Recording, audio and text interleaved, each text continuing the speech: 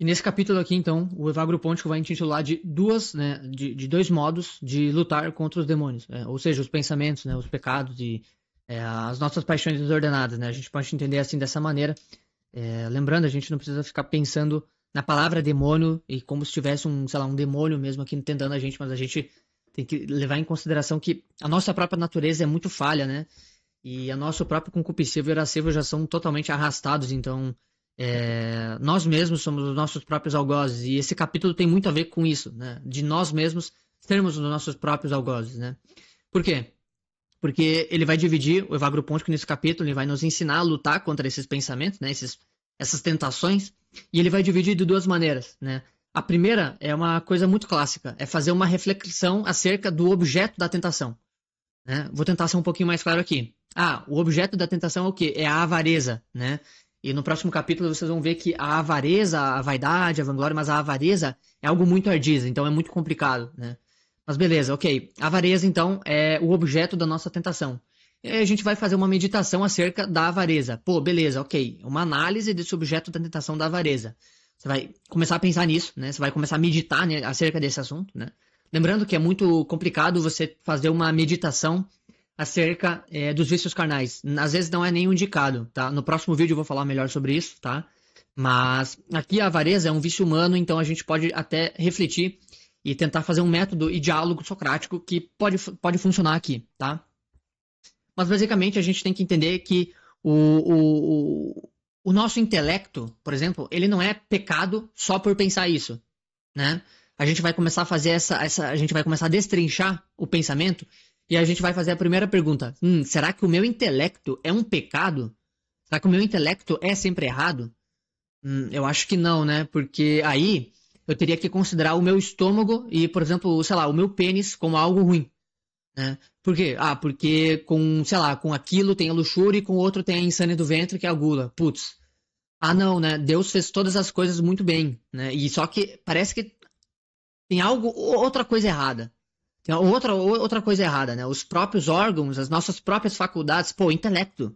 Intelecto é a nossa faculdade, né? É uma faculdade que tem no ser humano e ele não é pecado por si só, né? Em contraste com os maniqueístas que consideravam algumas coisas como um mal necessário, né? Como, por exemplo, o comer e o beber, né? A frugalidade, a sobriedade, até mesmo os prazeres da carne, né? Claro, tem a sua parte ruim, é inegável, vocês já viram isso aqui, mas também é claro que eles não podem ser pecados por si só, né? Porque senão a gente estaria dizendo que Deus errou em alguma coisa e falar que isso daqui é um erro é a mesma coisa que negar a providência divina. Isso é algo muito forte, muito forte, muito forte, certo? Mas o propósito dessa meditação é o seguinte, é perceber que o objeto da tentação, ele não é pecado, porque o pensamento é o quê? O pensamento é só um pensamento. O pensamento é só um pensamento. Quando a gente reflete acerca do objeto da tentação, por exemplo, a avareza, o ouro, né? A gente vai ver que o ouro, por si só, ele também não é nem pecado. Por quê? Porque ele é um metal, né? Por causa disso, por causa daquilo, o ouro por si só ele não é pecado, né? Eu posso fazer várias coisas com ouro. Eu posso ter uma corrente de ouro, eu posso ter várias coisas. Qual que é a finalidade do ouro? Será que é roubar, fazer as outras pessoas gerar intriga, gerar guerra, gerar discórdia?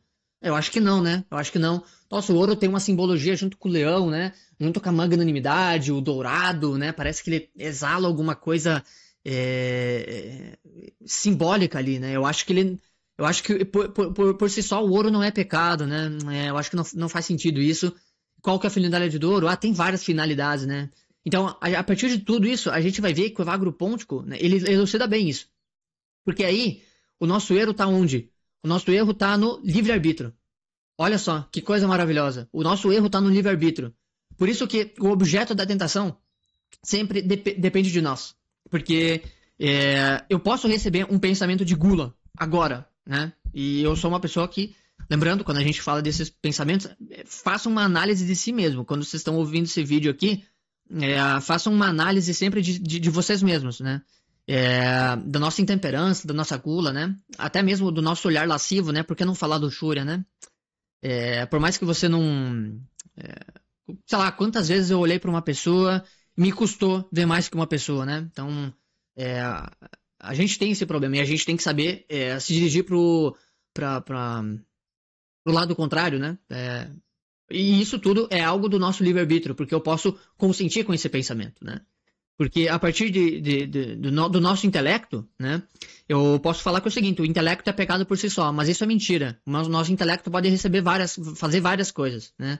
Mas é o seguinte, o ouro pode aparecer na minha cabeça, pá, o intelecto gera ali uma imagem, a forma e o objeto, né, do ouro, e eu posso me imaginar me vangloriando com aquele ouro, gozando daquele ouro, né, fazendo uso dele para, sei lá, reinos e etc, etc, etc, né. Só que o pensamento da avareza, ele só surge quando eu faço um consentimento daquele pensamento. Então, João Clímaco fala no Escada para o Paraíso, os graus de aceitação do pecado. E eu vou falar aqui para vocês, eu vou fazer uma leitura comentada, algo em torno de 3 minutinhos no mínimo, aqui, no máximo aqui, tá? Para eu explicar melhor para vocês, tá? Tem 6, eu vou falar só alguns, tá? O primeiro é a provocação, a segunda a consideração, o terceiro é o sentimento, o quarto é o trelamento, a quinta a luta e a sexta a paixão. Como é que funciona isso aqui? O primeiro estágio é o seguinte, é uma imagem ou uma palavra que a gente recebe, pá, aqui, no nosso intelecto, na nossa cabeça, certo? A gente vai ouvir ou ver isso pela primeira vez, né? E no instante que isso daqui aparece, eu tenho o pensamento. Só que é o seguinte, esse estágio ainda não é pecaminoso. Por quê? Porque pensamento é só um pensamento. Então, se eu imaginar eu comer alguma coisa fora do horário, isso por si só pode representar gula, mas é só um pensamento. O fato de eu comer fora do horário pode ser gula, mas eu pensar isso é só um pensamento. É a mesma coisa que dizer, eu pequei porque eu recebi uma tentação. Cara, não. Né? Aí que tá o ponto. No segundo ponto é o seguinte, a consideração, que é uma conversa interior que você vai ter com si mesmo. É uma espécie de diálogo interior, né? Que você vai ter a respeito daquela imagem, ou daquela palavra, ou daquela situação que te provocou uma sensação. Ou que te provocou, por exemplo, um afastamento ou um deleite. Será que eu me afasto? Será que eu me deleito? Né? E esse estágio ele já pode ser pecaminoso. Por quê? Porque isso vai depender de como a gente reage. Tá? Isso vai depender de como a gente reage. E aí o terceiro é, então, o assentimento, certo? Que é o seguinte, é a submissão prazerosa acerca daquilo que a alma escolhe, então. É o seguinte, eu vou tentar explicar aqui para vocês. Receber o pensamento do ouro na minha cabeça não é avareza. Mas, se eu continuar com aquele pensamento matutando, e aqui vocês podem imaginar qualquer outra coisa, podem trocar, pode ser outro pecado, não precisa ser avareza, tá? Se eu continuar com ele na minha cabeça, meditando acerca daquele assunto, me deleitando, né, naquela coisa, aí sim é algo pecaminoso. Por quê? Porque aí eu estou fazendo a minha alma observar aquilo, eu observei aquilo, a minha alma falou, olha, é isso daqui a tentação que a gente recebeu. Eu acho que é melhor a gente fugir, porque isso daqui não é bom, a gente não quer isso. Só que você, com o seu livre-arbítrio, pode escolher, não, eu quero isso, eu vou me dirigir para aquilo. Certo? Então, o ouro, ele por si só, ele também não pode ser pecado. Por quê? Cara, porque ele é um metal. Ponto, acabou, ele é um metal. A função dele, quem vai dar é eu. Com o meu livre-arbítrio, eu vou fazer essa função do ouro. Eu posso pegar todo o ouro do mundo e, cara, ser um baita de um avarento. Posso ser um cara também muito bom, isso também é verdade, mas a função de todas essas coisas depende de mim, certo? E o mesmo acontece se a gente pensar os outros pecados, como eu dei o exemplo para vocês. Vocês podem receber um pensamento de avareza, de vanglória, de vaidade, de luxúria, de soberba, de gula, de ira, né? Mas quem vai fazer a submissão prazerosa vai ser eu. Eu que vou escolher, não, eu quero esse pensamento mesmo, fica aqui, e é isso aí, certo? Então, o intelecto, a gente consegue ver que pode nos servir como algo bom. Ele não é intrinsecamente mal. Pelo contrário, ele pode ser o rejeitador voluntário das nossas paixões. E aí a gente faz o quê? Se une cada vez mais à ciência de Deus. Toda vez que a gente rejeita o pecado, a gente faz as escolhas corretas e a gente se une a Deus por meio de ascetismo, misticismo. Aqui não entendam... Não me entendam mal, mas eu estou querendo dizer algo em torno, por exemplo, de fazer jejum, penitência, né, buscar mortificar e tal. A gente recebe cada vez mais a ciência de Deus, né? Aquele que jejua, ele ganha bens. Mas aquele que jejua por vaidade, vanglória, esse não ganha nada, esse já está pecando. Agora, aquele que jejua com muita humildade E pede para Deus essa humildade, porque a gente tem que pedir, porque eu não sou capaz de fazer jejum com humildade. Eu tenho que pedir para Deus me dar essa humildade. O que é muito difícil, né? Porque a gente fica brabo com qualquer coisa e eu sou uma pessoa que é, é, não gosto de ser humilhado. E às vezes é bom, né? Às vezes é bom ser humilhado, né? Deus é bom que vai humilhando a gente, né? Pra gente receber cada vez mais essa ciência de Deus, certo? E a segunda, então, é uma maneira que eu vou. Não vou falar muito, mas é o seguinte: é uma contemplação natural. Só que essa daqui é muito difícil. Por quê? Só consegue fazer uma contemplação natural quem já atingiu um grau de pureza. E daí consegue lutar juntamente com essa pureza contra os pecados. Certo? Esse grau de pureza é o seguinte: ele é obtido. A gente realmente, de fato, parece que isso é verdade, mas parece que a gente consegue a gente consegue alcançar um estado de pureza e de mansidão quando a gente medita muito na razão dos seres.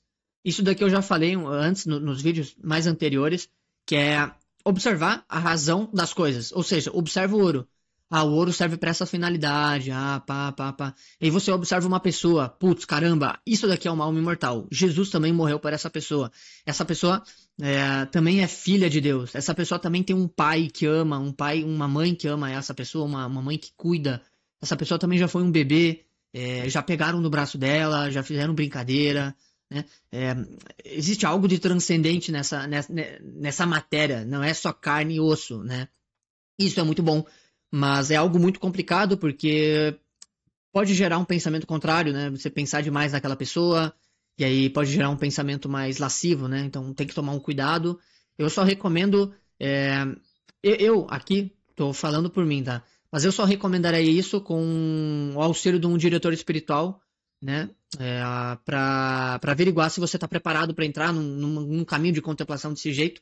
Mas você também pode fazer isso em oração, pedir isso para Deus, né? Essa capacidade, pedir essa temperança também, né? E essa mansidão e essa pureza, né? De observar e ver mais como uma pessoa, né? Isso é algo muito, muito bonito e muito, muito divino, né? E claro, né? Muito provavelmente é a melhor maneira de se vencer todos os pecados, né? Não necessariamente só da carne, etc. Mas pensamos menos nisso, né?